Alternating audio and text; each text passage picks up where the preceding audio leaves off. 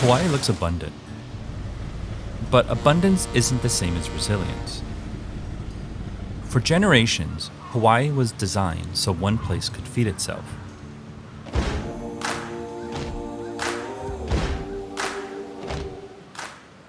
The plate lunch is everywhere in Hawaii. It feels local. It feels rooted. If you're coming to Hawaii, you need to go to some local plate lunch place and just see why people in Hawaii eat so many plate lunches. So Rainbow Drive-In, Zippy's, I think that's something we don't see anywhere else in the country. Plate lunch looks local, but when you break it down, almost none of it is from here. The rice travels thousands of miles, so does the macaroni. Even the meat usually comes from somewhere else. This one plate quietly reflects something bigger. It isn't an exception, it's how food works in Hawaii now.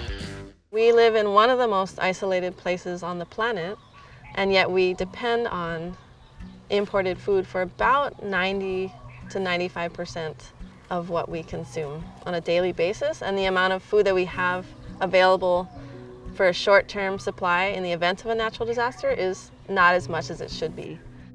That dependence feels normal now, but it wasn't always this way. The system didn't fail because of the land. It failed because the land was repurposed. In terms of how agriculture is felt here, there is a history of plantations, sugar and pineapple primarily. A lot of people's ancestors were part of those systems of plantation agriculture. Farms became exports. Food became something you imported. And over time, the feeling from generation to generation has been, don't go into agriculture. It's backbreaking. They thought there could be a better life.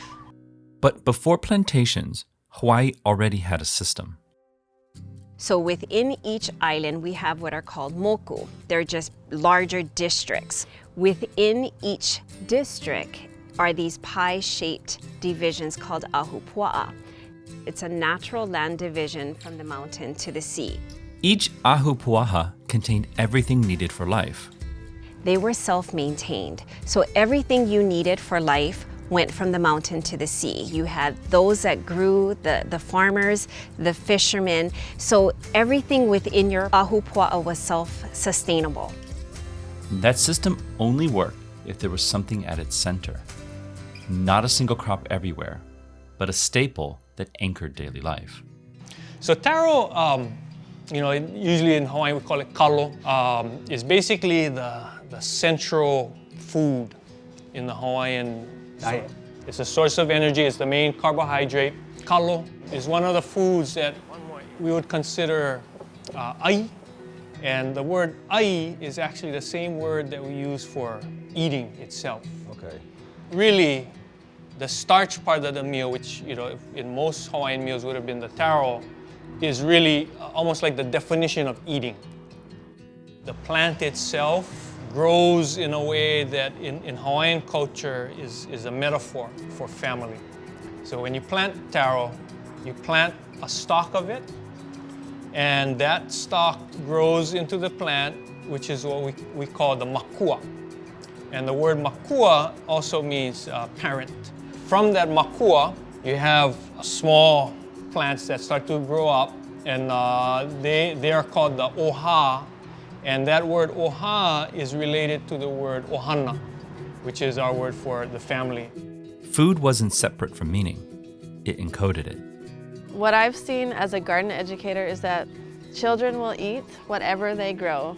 One of my favorite experiences was during a sweet potato leaf harvest. The students in 4th grade harvested, washed, and chopped, and then sauteed with a little bit of garlic. We served all the servings on tea leaf plates, so that's a type of leaf that's used widely here.